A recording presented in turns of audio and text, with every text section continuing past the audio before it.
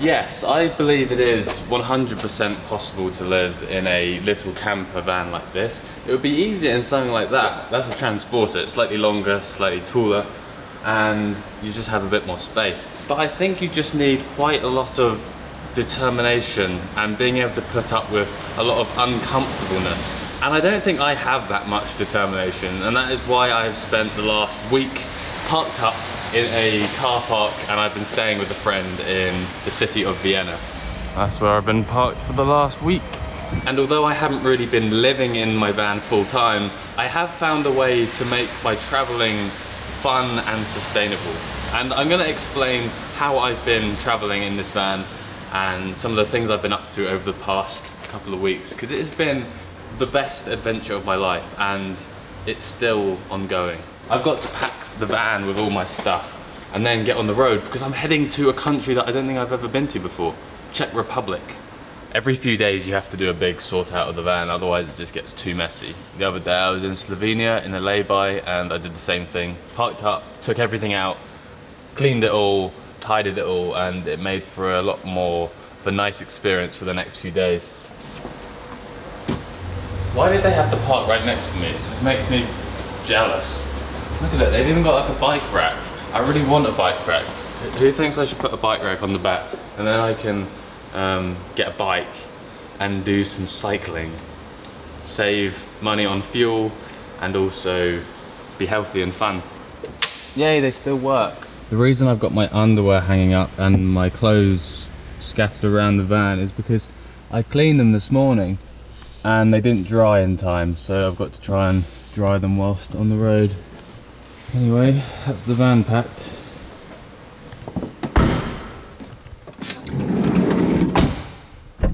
Right, let's go out of Austria to Czech Republic.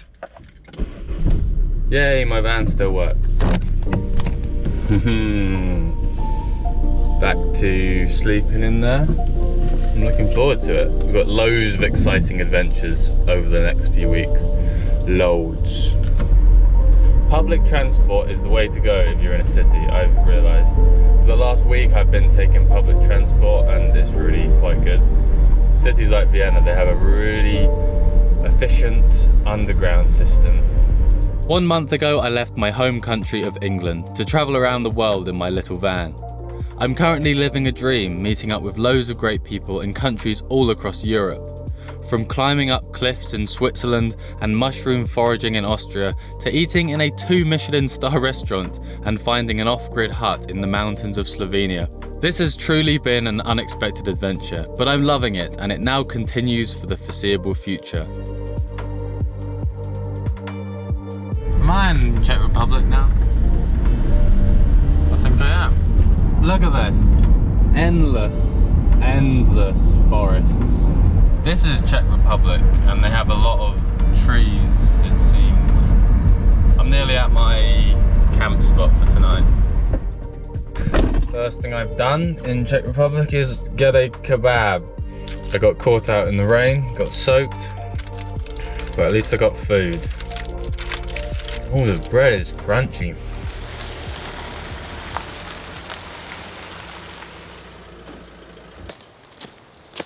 This is my hotel tonight, next to a river in a small town of Czech Republic. I'm right in the south currently. My plan is to drive pretty much the whole way through, passing through Prague and then up into Germany. Everywhere that I've parked my van for the past month has been found through an app called Park for Night. It's a free app where you can find places to park your car and camp in the night. You can search your area for places to camp. It will give you loads of different suggestions. You click on one and then it will tell you if it's free or if you need to pay, and other people can review it and put their experiences of the spot. It's really handy, and like I say, every place that I've camped over the past month has been through using this app. I always like parking near water because it means I can wash myself and also wash cooking equipment and other things like that. And it's just about to pour with rain again. I'm gonna get in the back and get cozy. Maybe I'll read a book. Oh, my bed sheets are still yellow. Look, just found a piece of pasta. Ow.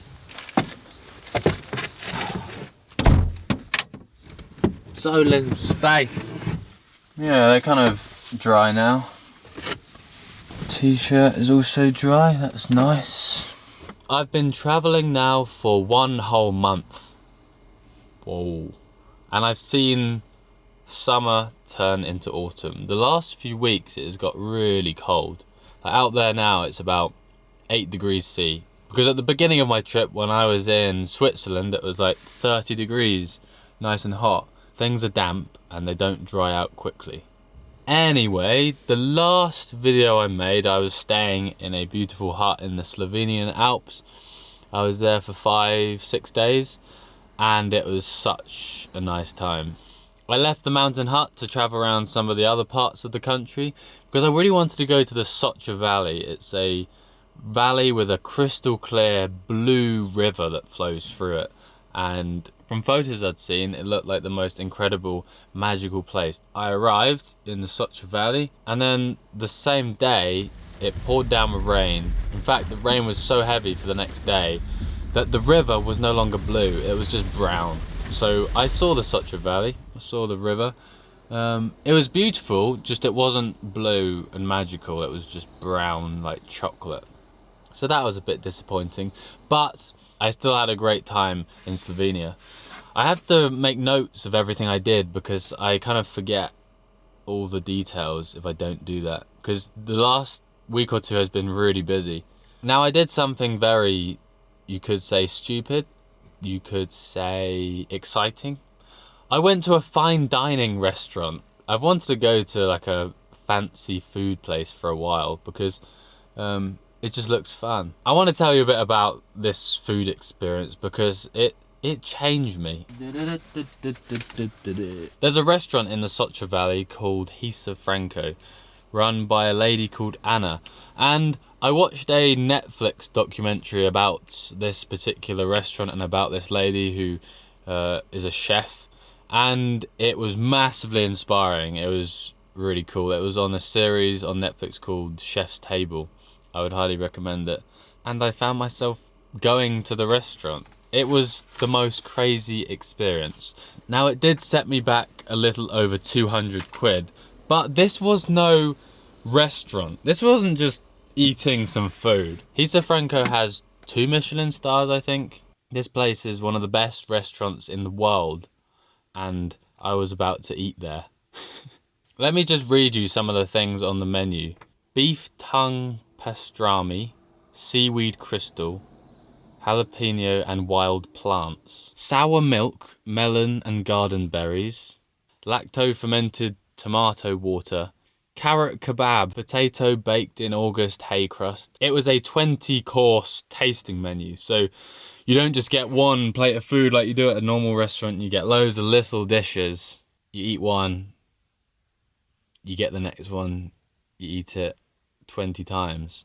Every single piece of food that arrived at the table was unexpected, looked like a piece of art, tasted crazy. Everything I put in my mouth that evening made my mouth feel something crazy, like an explosion of something. I find it hard to describe, but it's not normal food. One of the things that impressed me most was a potato baked in hay crust. It was just a potato, but it had been baked in hay, and you could open it up like an egg, and inside was the potato. It tasted incredible, and you could eat the hay as well. It was mind-blowing. Every single piece of food was interesting and exciting, and every time I'd finish one of the courses and I just wouldn't have a clue what was next. Eating this crazy food, I think, made me realize that when creating something, there are no set rules. And however daft an idea sounds, it doesn't mean that it's not gonna work. It was a magical evening. It really was something special. I don't think I really understood what this sort of dining was about. I would often see the large plates with a tiny amount of food on them and a squiggle of sauce and just kind of think that it was all a bit silly. But I admit that I have been changed. I think it is amazing. Art created with food and art that you can eat. It was so cool. After leaving Slovenia, I made my way to the city of Vienna, but not before stopping off for some more van camping in an Austrian forest. I can see a hut on the other side of the valley, and it looks beautiful. I want to live in a hut like that one day. Where I did a lot more mushroom foraging, and I found copious amounts of chanterelle mushrooms, like a bucket full of them. It was madness. A friend very kindly allowed me to stay at their place in Vienna, so I actually parked my car up at a car parking place just outside the city. I think it was £15 for a whole week, which isn't too bad. Went into the city, stayed at my friend's place for the next week. The next week consisted of eating an enormous amount of chanterelle mushrooms, because we had obviously found loads in the Austrian woods. 10th mushroom meal of the week. Whilst I had a nice comfortable place to stay, I caught up on editing my videos. I sat down, compiled the footage and edited a couple of videos up, which felt really good. Whilst in the city, I discovered that I really enjoy meeting up with strangers. It might sound a bit odd, but meeting new people is rather fun, I've found. Especially when you're in other countries, when you don't really know your way around. It's great meeting up with locals who can help you and show you around. When I arrived in the city, I put a post on my Instagram just asking if there was anyone around who wanted to meet up and hang out. And surprisingly, a few people got back to me, and I managed to make some new friends. So I'm going climbing at a climbing centre somewhere in Vienna. One evening I met up with two guys, Sandro and Lorenz, and they took me to their local bouldering gym. It's basically an indoor room with climbing walls. You climb up these holds on the wall, get to the top, and then you jump back down and do it again. It's a fun activity though. It kind of uses a bit of your brain to try and figure out the best route up, and then it's also quite physically enduring because you've got to use your muscles and your toes and your fingertips and your legs. It's an activity which uses like every part of your body. And yeah, I had a really fun evening there doing some climbing.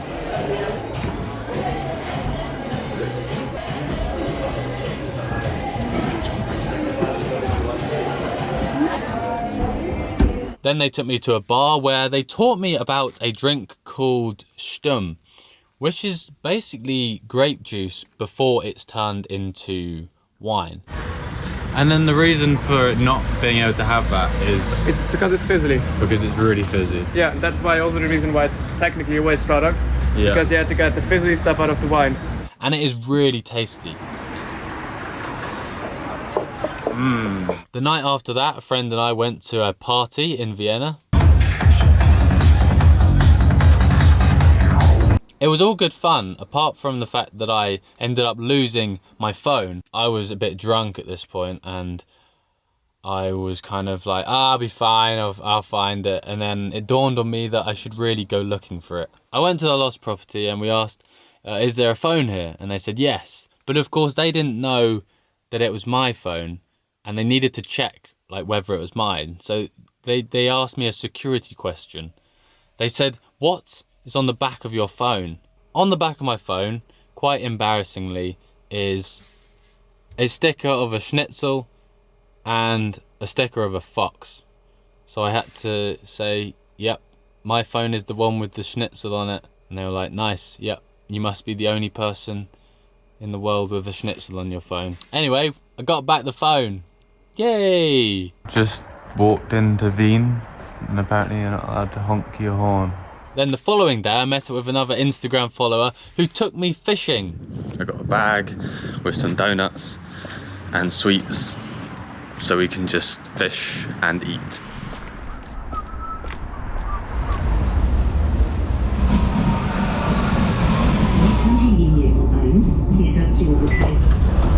Today I've met up with a guy called Ben. We're going to try and catch a fish. I haven't done this for a while, so hopefully, fingers crossed, we can catch something, yeah, right? For sure. So do you think we're going to catch something?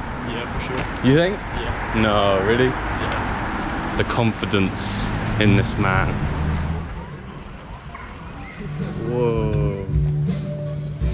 We're currently underneath a bridge and we're watching fish swimming in the water just down there. Oh yeah, that's a big one. Oh yeah. Yeah. First cast. The big one didn't take it.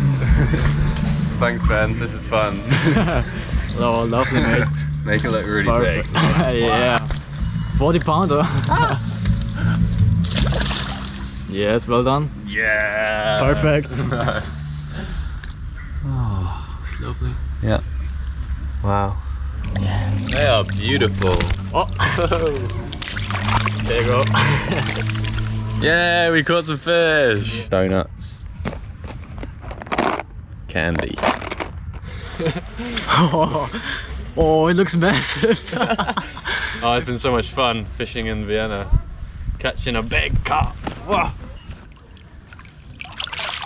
And that brings me up until now. And the next few weeks consists of a lot more meeting up with people who are currently strangers, people who have been messaging me on Instagram and have been kind enough to offer me either some accommodation or invite me to go and do some fun activities with them.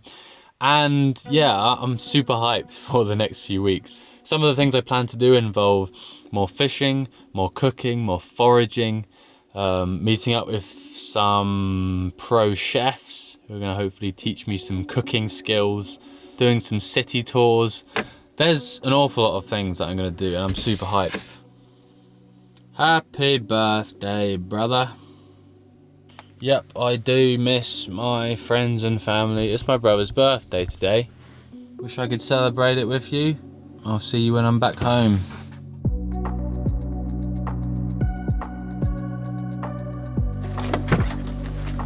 When it comes to food, I like to cook up like proper meals most of the time, but other times I'm very lazy, and that's why I like to carry some jars of ready-made pasta sauce and ramen noodles. These, you just put them in some water, add the flavouring, and they taste really good.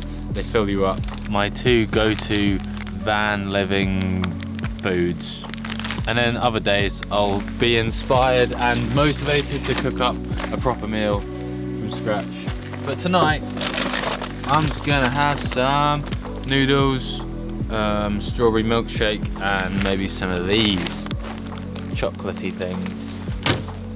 While I'm making my food, I'm gonna do a little Q&A. Lots of people have been asking me questions about life in my van and traveling. I screenshotted a few that I had on my Instagram and I'm gonna answer some of them while I cook my noodles.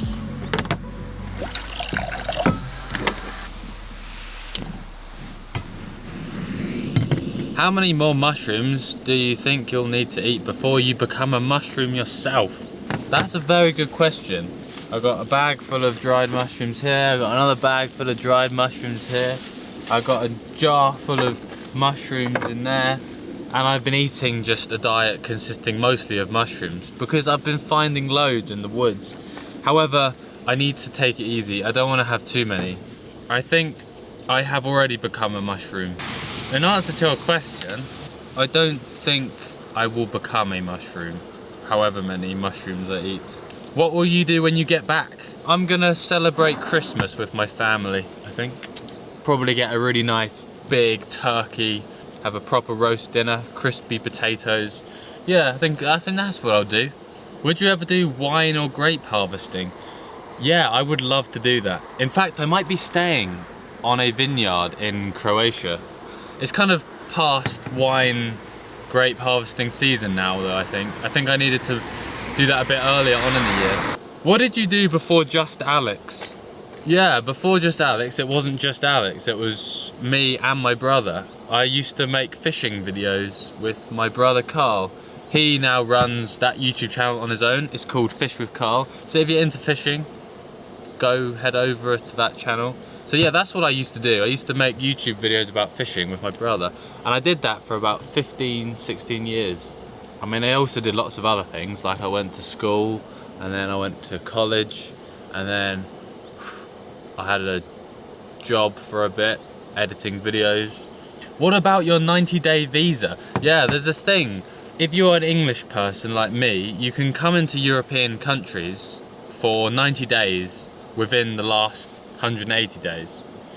And it's likely that I'm going to go over that time, so I need to come up with a plan.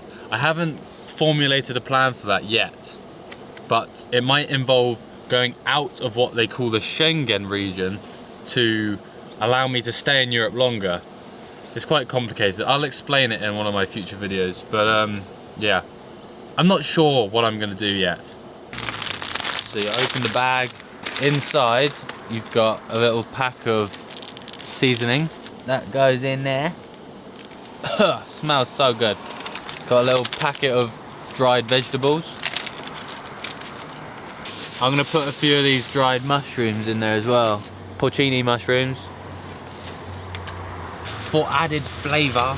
And normally when I'm making ramen noodles, I like to have some enoki mushrooms and some pak choy and a boiled egg to go on top. But I don't have any of those things, so it's just noodles tonight. But that's all right. I can deal with that. And then you just boil it for a bit. I've got to put a new bin bag in my bin.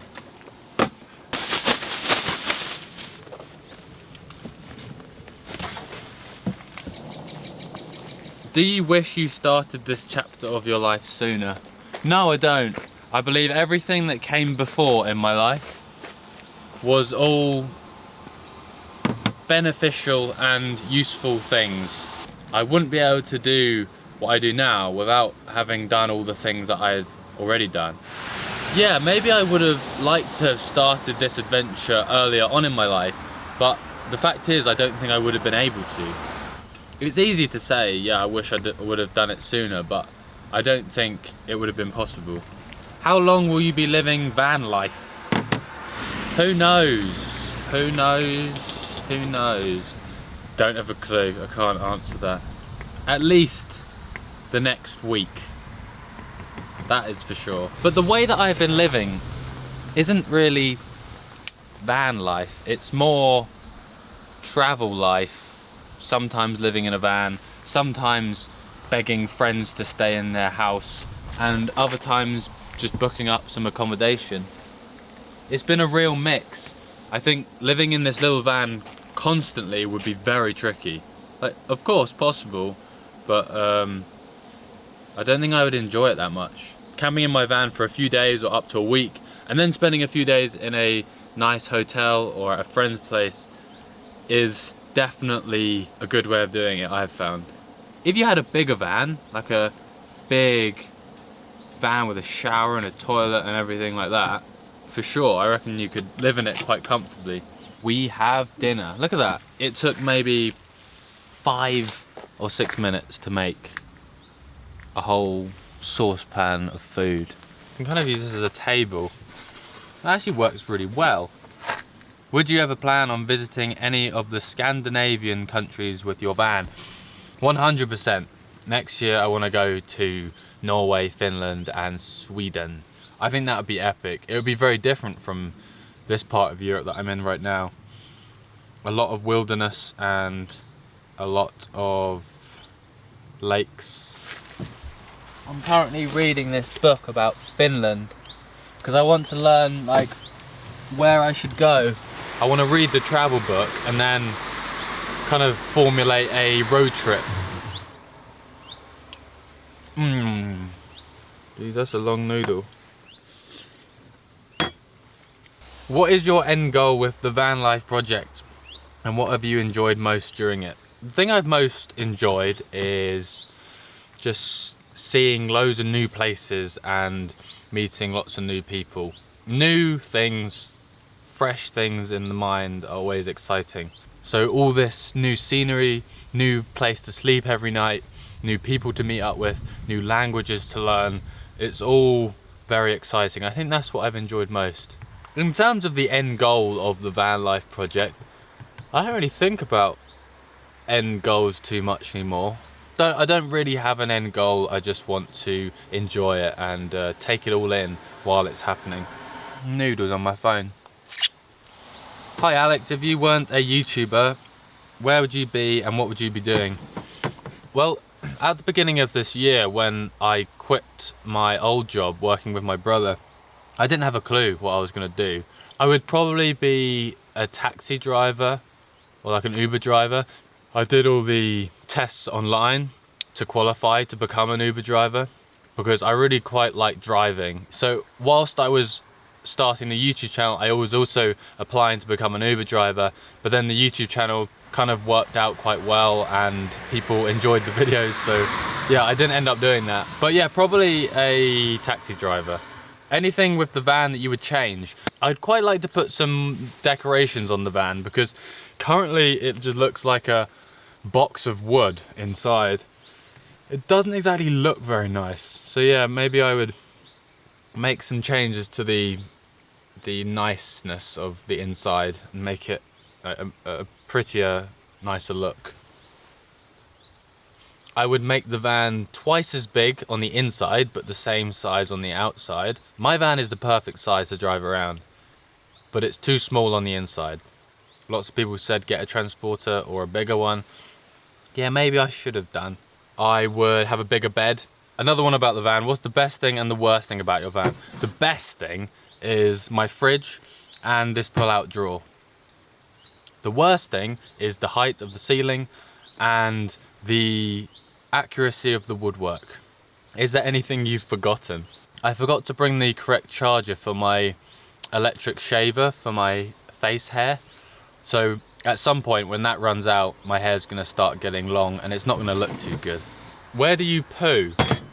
Mostly McDonald's toilets, but occasionally in the woods. What did you do regarding insurance and breakdown cover? My insurance company, I just let them know that I was going to Europe. They have a policy where they allow you to be in each country of Europe for like 30 days and fully insured. Breakdown cover, I had to get an extra AA breakdown cover, which I got for a month, and I'm gonna have to renew that because it looks like I'm gonna be out here for longer than that period of time. What is your main focus of the trip?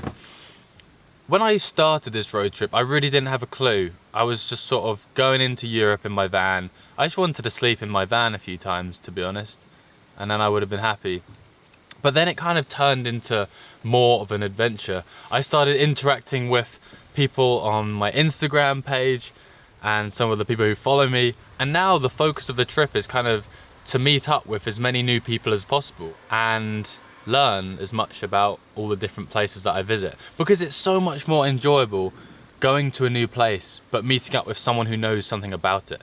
Because if I just walk into a city without any idea of the place, it can be very daunting and it feel very small and scary. But as soon as you go with a local, they can point out things and teach you about things, and it's always more enjoyable. So yeah, the main focus of this trip is to meet new people and learn new things. I'm gonna finish off these noodles. Whenever I park up, I try to find somewhere which is near water because it means I can do washing up. Because in my van, I've only got a very limited water supply and I haven't got a sink. Every time I find a river, I use the opportunity to wash stuff up.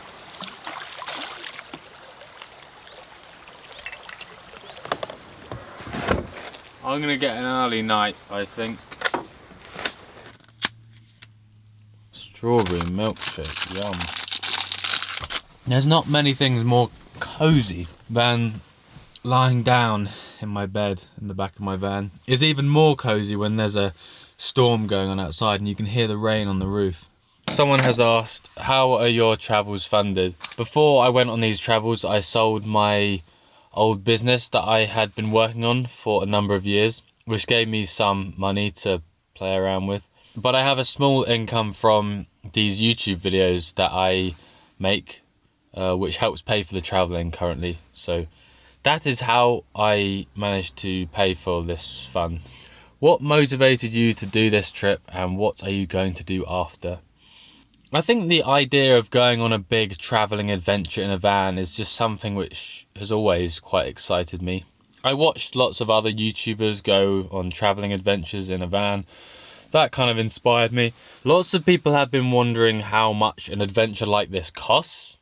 It depends on lots of things, because if you go to 2 Michelin star restaurants every night, then it's going to be a lot more expensive than if you buy just a big bulk bag of pasta and have pasta sauce and pasta every night. I'm going to do some quick calculations.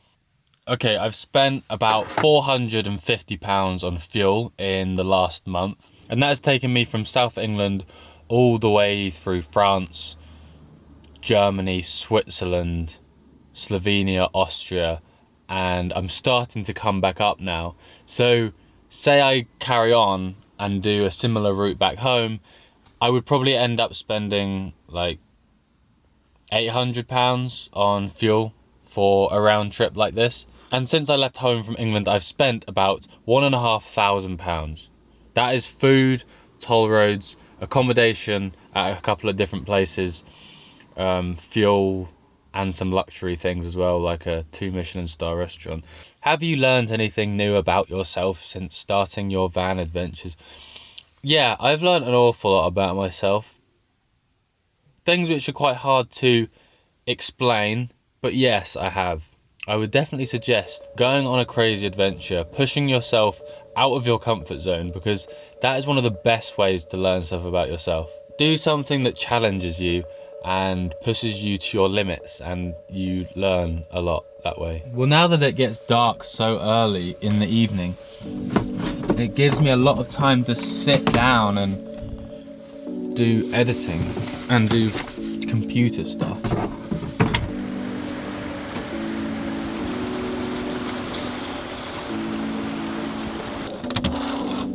Good morning. I have a business meeting this morning. One of the ways that I earn some money for this YouTube channel is doing some like brand deals, so putting ads in the videos. And I got a meeting. This is gonna be the first meeting I've had in my van.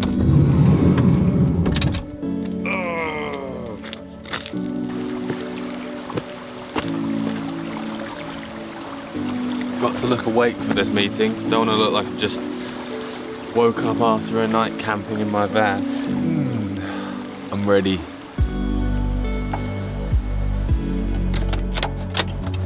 The only way of heating my van is by turning on the engine and putting on the heating, which is a bit annoying. I think I maybe should get some sort of heater in the back. I just don't have much room, and I don't want to get any more things that take up space. It's getting colder.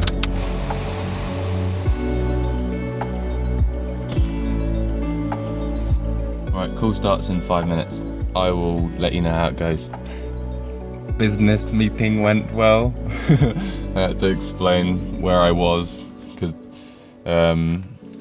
it doesn't exactly look like a normal office. It's time to move on again. I'm gonna head a little bit north towards Prague, where I'm gonna meet up with some people and they're gonna show me around the city. And also, I think I'm going to a brewery, the Pilsen Brewery. Hopefully do some beer tasting and learn about how beer is made. Cheers for watching this little van living blog. I'll see you next time. On the road again. On the road again. On the road again.